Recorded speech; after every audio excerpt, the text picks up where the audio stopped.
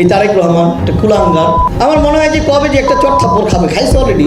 ওই জায়মার মতো একটা কোথায় হারিয়ে গেল সেই টাকলা মুরাদ? তারেক রহমানকে থাপ্পড় দিতে চাওয়া এবং জাইমা রহমানের নামে কুরুচিকর মন্তব্য করা মন্ত্রী মুরাদ হাসান আজ কোথায় লুকিয়ে আছে?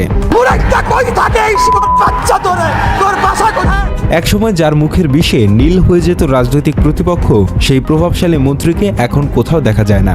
ডাক্তার মুরাদ কথা বলবে। ক্ষমতার দাপটে যিনি ধরাকে সরাজ্ঞান করতেন, এখন তার টিকিটিও খুঁজে পাওয়া যাচ্ছে না। মুরাদ হাসান আসলে কোন গর্তে লুকিয়ে আছেন? কি অপরাধ ছিল, অন্যায় কি করেছিল? 2018 সালের নির্বাচনের পর আওয়ামী লীগ সরকারের মন্ত্রিসভায় এক অদ্ভুত চরিত্র হিসেবে আবির্ভূত হন ডাক্তার মুরাদ হাসান। চকচকে কামানো মাথা, চোখে চশমা আর মুখে লাগামহীন কথাবার্তা, সব মিলিয়ে তিনি খুব দ্রুতই আলোচনার কেন্দ্রবিন্দুতে চলে আসেন। লোকে তাকে আড়ালে আবডালে মুরাদ টাকলা বা টাকলা মুরাদ নামে ডাকতে শুরু করে। আমার এই সমস্ত গালিগালাজ করে ছোট করা যাবে? তোদের কলিজায় খোঁচা দিতে আমার বুক কাঁপে না রে। কিন্তু এই নাম বা সমালোচনা তার গায়ে লাগতো না, বরং পৈতৃক সূত্রে পাওয়া মুরাদ হাসান নামটির চেয়ে তার বিতর্কিত কর্মকাণ্ডই তাকে বেশি পরিচিত করে তোলে। এই বিসমিল্লাহির রহমানির রহিম সংবিধানে থাকতে পারে না। তার আচরণে ডাক্তারির লেশমাত্র ছিল না, বরং তার আচরণ একজন আগ্রাসী মাস্তানের মতো, যিনি মনে করতেন ক্ষমতা চিরস্থায়ী। ক্ষমতার চেয়ারে বসার পর থেকে মুরাদ হাসান যেন এক ভিন্ন জগতের বাসিন্দা হয়ে যান। তার প্রধান কাজে ছিল বিরোধী দলকে, বিশেষ করে জিয়া পরিবারকে আক্রমণ করা।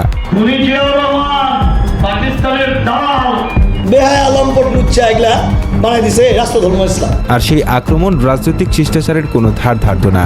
তারেক রহমানকে তিনি প্রকাশ্যে গালিগালাজ করতেন।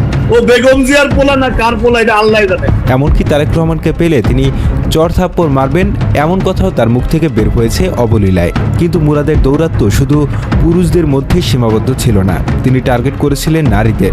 বিএনপি চেয়ারপারসন বেগম খালেদা জিয়াকে নিয়ে তিনি যেমন অশালীন মন্তব্য করেছেন, তেমনি তার নাতনি অর্থাৎ তারেক রহমানের মেয়ে জাইমা রহমানকে নিয়েও এমন কুরুচিপূর্ণ ও অশালীন কথাবার্তা বলেছেন। জাইমা রহমানের মতো একজন তরুণীকে নিয়ে তার মন্তব্য এমনই ছিল যে খোদ আওয়ামী লীগের অনেক নেতাকর্মীও বিব্রত বোধ করেছেন। কিন্তু মুরাদ থামেননি। তিনি ভেবেছিলেন শেখ হাসিনাকে খুশি করতে পারলেই তার 7 খুন মাফ।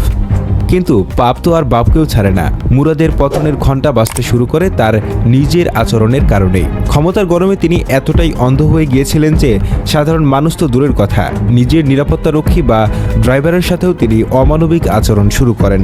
একবার নিজের নির্বাচনী এলাকার এক রোগীকে দেখতে তিনি রাজধানীর এক নামকরা হাসপাতালে যান। হাসপাতালের গেটে গাড়ি থেকে নামার পর তিনি ভেতরে প্রবেশ করেন, কিন্তু তার গাড়িটি গেটেই দাঁড়িয়ে থাকে। হাসপাতালের সিকিউরিটি গার্ডরা নিয়ম মেনে ড্রাইভারকে গাড়িটি সরিয়ে নিতে অনুরোধ করেন। ব্যাস, এটুকুই ছিল তাদের অপরাধ। গাড়ির ড্রাইভারও ছিলেন মুরাদের মতোই গরম মেজাজের। তিনি সাফ জানিয়ে দেন প্রতিমন্ত্রীর গাড়ি যেখানে ইচ্ছা সেখানেই থাকবে। এ নিয়ে শুরু হয় তর্কাতর্কি। হইচই শুনে হাসপাতাল থেকে বেরিয়ে আসেন স্বয়ং মুরাদ হাসান। মজার ব্যাপার হলো, তিনি কোনো কথা না শুনেই সোজা গিয়ে ওই সিকিউরিটি গার্ডের গালে সপাটে এক চর বসিয়ে দেন। একজন প্রতিমন্ত্রী, একজন ডাক্তার, তিনি কিনা গায়ে হাত তুললেন একজন নিরাপত্তারক্ষীর। সেই খবর চলে যায় প্রধানমন্ত্রীর কাছে। শেখ হাসিনা প্রচণ্ড বিরক্ত হন। শাস্তি হিসেবে তাকে স্বাস্থ্য মন্ত্রণালয় থেকে সরিয়ে তথ্য ও সম্প্রচার মন্ত্রণালয়ে পাঠানো হয়। সবাই ভেবেছিল হয়তো মন্ত্রণালয় পরিবর্তনের পর মুরাদ হাসান একটু সংযত হবেন, কিন্তু না। যার স্বভাব যায় না মোলে, তার কি আর মন্ত্রণালয় বদলে লাভ হয়? তথ্য মন্ত্রণালয়ে গিয়ে তিনি আরও বেপরোয়া হয়ে ওঠেন। এবার তার নজর পড়ে শোবিজ জগতের দিকে।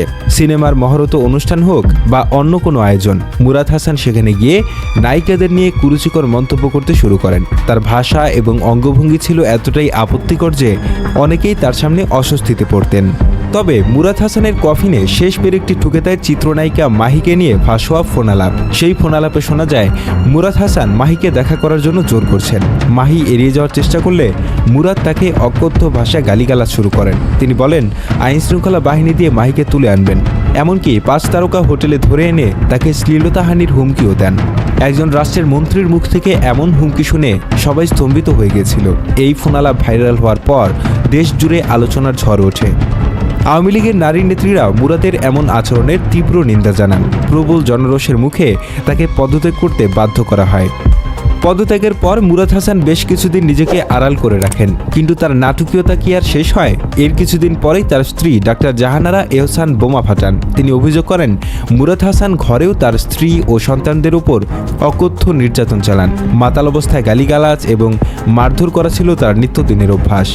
পরিস্থিতি এতটাই খারাপ হয় যে মুরাদের স্ত্রী জাতীয় জরুরি সেবা 999-এ ফোন করে পুলিশের সাহায্য চান। পুলিশ ধানমন্ডির সেই বাসায় যাওয়ার আগেই অবশ্য মুরাদ বাসা থেকে পালিয়ে যান। নিরাপত্তার স্বার্থে পুলিশ মুরাদের স্ত্রী ও সন্তানদের থানায় নিয়ে জিডি করায় এবং বাসা থেকে মুরাদের লাইসেন্স করা অস্ত্রগুলো জব্দ করে। মন্ত্রিত্ব হারানো এবং দল থেকে কোণঠাসা হওয়ার পর মুরাদ হাসান দেশ ছাড়ার পরিকল্পনা করেন। তিনি ভেবেছিলেন কানাডায় গিয়ে আরাম আয়েশে দিন কাটাবেন, কিন্তু এখানেও বিধিবাম। শাহজালাল আন্তর্জাতিক বিমানবন্দরে তাকে দেখা যায় এক অদ্ভুত বেশে। মুখে কালো মাস্ক, চোখে কালো চশমা, মাথায় ক্যাপ আর গায়ে কালো ব্লেজার। যেন সিনেমার কোনো খলনায়ক গোপনে দেশ ত্যাগ করছেন, কিন্তু কানাডা তাকে গ্রহণ করেনি। শোনা যায় করোনার টিকার সঠিক সনদ না থাকায় বা তার বিতর্কিত কর্মকাণ্ডের কারণে কানাডার বর্ডার পুলিশ তাকে ঢুকতে দেয়নি। এরপর তিনি দুবাই যাওয়ার চেষ্টা করেন, কিন্তু সেখানেও তাকে ফিরিয়ে দেওয়া হয়। কোনো দেশে ঠাঁই না পেয়ে চোরের মতো গোপনে দেশে ফিরে আসেন তিনি। বিমানবন্দর থেকে বেরিয়ে তিনি সোজা আত্মগোপনে চলে যান। দেশে ফিরে আসার পর মুরাদ হাসান আর আগের মতো প্রকাশ্যে আসেননি। তিনি বুঝতে পেরেছেন তার দিন শেষ। তিনি নিজের জেলা জামালপুরেও যেতে পারতেন না। দীর্ঘ 2 বছর পর 2024 সালের নির্বাচনের আগে তাকে হঠাৎ জামালপুরের এক জানাজায় দেখা যায়। তিনি চেয়েছিলেন নির্বাচনে দলের মনোনয়ন নিয়ে আবারও রাজনীতিতে সক্রিয় হতে, কিন্তু আওয়ামী লীগ তাকে আর সেই সুযোগ দেয়নি। দলের হাইকমান্ড তাকে ছুঁড়ে ফেলে দিয়েছিল টিস্যু পেপারের মতো। ক্ষমতার স্বাদ হারানো মুরাদ তখন থেকেই এক প্রকার গৃহবন্দী জীবনযাপন করছিলেন। তবে 5 আগস্টের পর পরিস্থিতি সম্পূর্ণ বদলে যায়। গণঅভ্যুত্থানে শেখ হাসিনা সরকারের পতনের পর আওয়ামী লীগের অনেক নেতাই দেশ ছেড়ে পালান। মুরাদ হাসানের কি হলো? 5 আগস্টের পর তার বিরুদ্ধে সারা দেশে একাধিক মামলা হয়েছে। আদালত তার বিরুদ্ধে গ্রেপ্তারি পরোয়ানা জারি করেছে। গ্রেপ্তারের ভয়ে তিনি আবারও আত্মগোপনে চলে যান। জানা গেছে তিনি ধানমন্ডির একটি অভিজাত ফ্ল্যাটে লুকিয়েছিলেন। ফ্ল্যাটটি তার নিজের টাকায় কেনা হলেও চালাকির আশ্রয় নিয়ে তিনি সেটি অন্য একজনের নামে রেজিস্ট্রেশন করে রেখেছিলেন। এই গোপন ডেরায় তিনি অত্যন্ত গোপনীয়তার সাথে বাস করছিলেন। নিজের ব্যবহৃত মোবাইল নম্বর বন্ধ করে দিয়েছিলেন। তবে প্রযুক্তির এই যুগে কি আর সব লুকানো যায়? তিনি রোমিং সুবিধাসম্পন্ন একটি বিদেশি নম্বর ব্যবহার করতেন। মাঝে মাঝে গভীর রাতে কালো গ্লাস লাগানো দামি গাড়িতে করে তিনি স্থান পরিবর্তন করতেন। তাকে সাহায্য করতেন প্রশাসনেরই কিছু অসাধু কর্মকর্তা, যারা আওয়ামী লীগ আমলে মুরাদের কাছ থেকে সুবিধা নিয়েছিলেন। তাহলে এখন প্রশ্ন হলো, মুরাদ হাসান কি এখনো দেশে আছেন নাকি পালিয়ে গেছেন? প্রাপ্ত তথ্য বলছে বিপদ আজ করতে পেরে মুরাদ হাসান এবার আর ভুল করেননি। 5 আগস্টের পর কিছুদিন দেশে লুকিয়ে থাকলেও সুযোগ বুঝে তিনি দলের অন্য অনেক নেতার মতোই গোপনে দেশ ত্যাগ করেছেন। যেই মুরাদ হাসান একসময় বলতেন তারেক রহমানকে দেশে এনে বিচার করবেন, সেই মুরাদ হাসান আজ নিজেই বিচারের ভয়ে পলাতক।